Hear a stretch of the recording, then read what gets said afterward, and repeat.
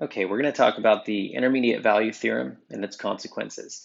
And this is really the first day where we're going to get into using definitions to look at problems. And you haven't really ever done this before, unless you've taken calculus before. So this is really like the first theorem that we're dealing with, and we have to understand what this statement says to really get a clear understanding on how to complete problems. So I'll just read this. This is the intermediate value theorem. If f of x is continuous for all x in a closed interval from a to b, and y is a number between f of a and f of b, then there is a number x equals c in a to b for which f of c equals y. So I hope you got that. Let's apply it to the next problem. Just kidding. That is a very complex statement. We're going to have to decode it. So what this really says is that if we choose a number between f of b and f of a, so let's say we pick any number here. So we're going to choose some value y, anywhere between those two, f of b and f of a. Then we are guaranteed to get at least one x value between a and b. And we're using c to represent some x value. So we're switching between c and x in a way. So that's all it really means. We choose a number between f of a and f of b on the y-axis, then we're guaranteed a value between a and b on the x-axis. And that's because the function is continuous, so it has to go through every value. So we're going to look at a few problems like this, and it usually makes a little more sense as we get some examples under our belt. So let's look at the first one. So here's a problem.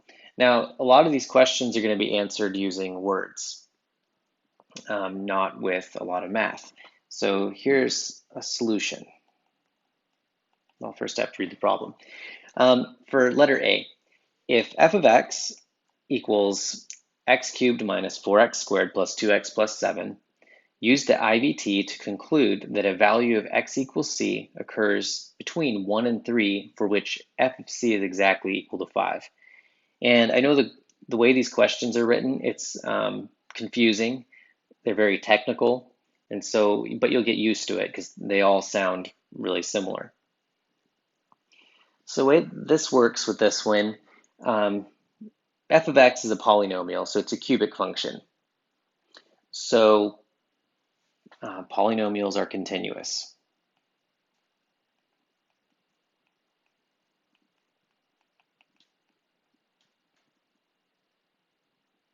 So that's part of my explanation here. And if we just choose, this says 1 and 3, we're between x equals 1 and x equals 3, there's going to be a function value that is 5. So, well, what if we just test f of 1?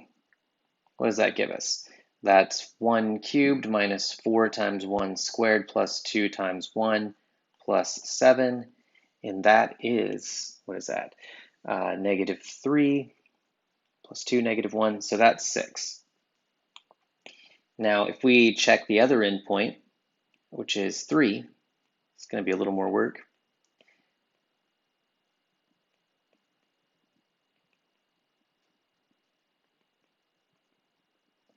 Okay, well, 3 cubed is 27. This is 36 plus 6 plus 7. So this gives us negative 9, negative 3, and that is 4. Okay, so these are the two values we're looking at. We got, I copied that. I'm not sure why I did that. Didn't need to do that. So these are the two values we're dealing with, 6 and 4. Okay, well, we plugged in the endpoints, 1 and 3. So at f of 1, we get 6, and f of 3, we get 4. So to really simplify this question, is 5 between 4 and 6? So if the answer is yes, then we know that there is exactly some x value that will give us out the value 5 from this function, because this function went through every value between 4 and 6. So let's look at a graph of this, because B says find an approximation for this value of C numerically. And this graph is going to look a lot like my example. So here it is, and I can't draw on this one. So I already graphed this function. So between 1 and 3 on the x-axis, we have this parabolic shape. So what I'm going to do is graph the line y equals 5. Because basically, between 1 and 3, that function has to go through 5. Okay? And it does. So it only goes through 5 once, and it's right here. So that question is, what is that value? And so that value is at 1.3111. So when it says numerically, you can look at a calculator and find it. So let's go back to the work. So B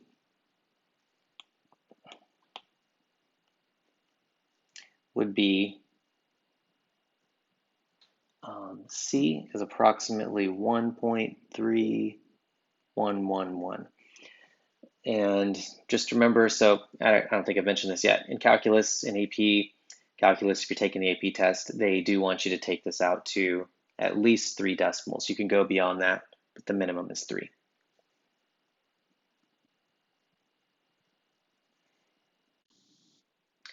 Okay, here's another example.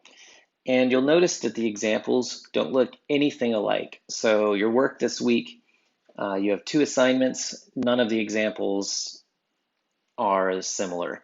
Well, I guess that's not true. Maybe 1 or 2 are like, 1 or 2, but you'll see a large variety of types of problems dealing with this. So this is not something where you just have a method that you walk through. You actually have to apply the IVT. So here's one. They give us a table. So this is a familiar format. So if f of x is continuous on the interval from 2 to 15, what is the least amount of times f of x equals 8? Well, let's just look at this. It's continuous, so we have these values from 2 to 15, and they're just discrete values. We don't know what the function is, so we can't picture this function. We could sketch out points if we wanted to. Sometimes I'll do that to get a visual on it. So what's the least amount of times that y could equal 8? Well, this is what you do with these. So f of x is here. So between these two values, is 8 between 6 and 10? Yes.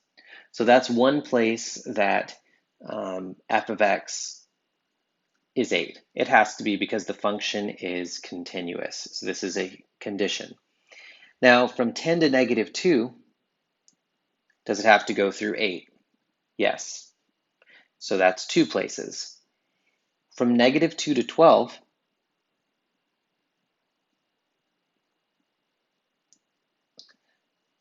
does the function go through 8?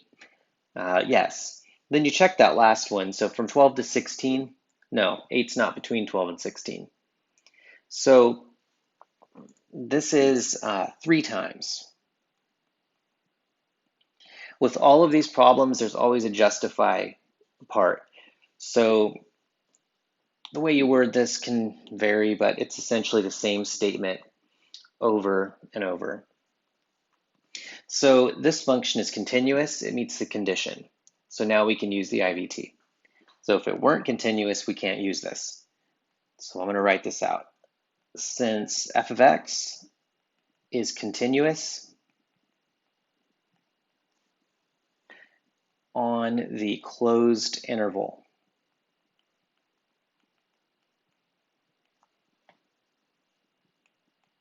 then by the EVT, or IVT, there is an EVT too, and I'm going to write the conclusion. Now, the way that I wrote this right here is necessary. So if you're answering these questions on any exam, homework, you have to state the conditions were met. So I'm restating the original theorem. So the function is continuous on a closed interval. Therefore, I can use the IVT, and then I can say f of x equals 8 at least 3 times on the interval from 2 to 15. All right, so I say at least. Well, these are discrete function values that are given in this table here. So we have x equals 2, 4, 8, 13, 15. So we don't know if it crosses, maybe at x equals 3, this is, at the value 9, and then it goes down to negative 10. In between 2 and 4, there's a lot that could happen. But same thing between 4 and 8, 8 and 13, and 13 and 15. So all we can tell, given this limited information, is that at least 3 times does it have to go through 8 based on the values and the conditions being met for the IVT. So for this section, I encourage all of you to make sure you come to the virtual classes, because we're going to go over a lot more examples using the IVT.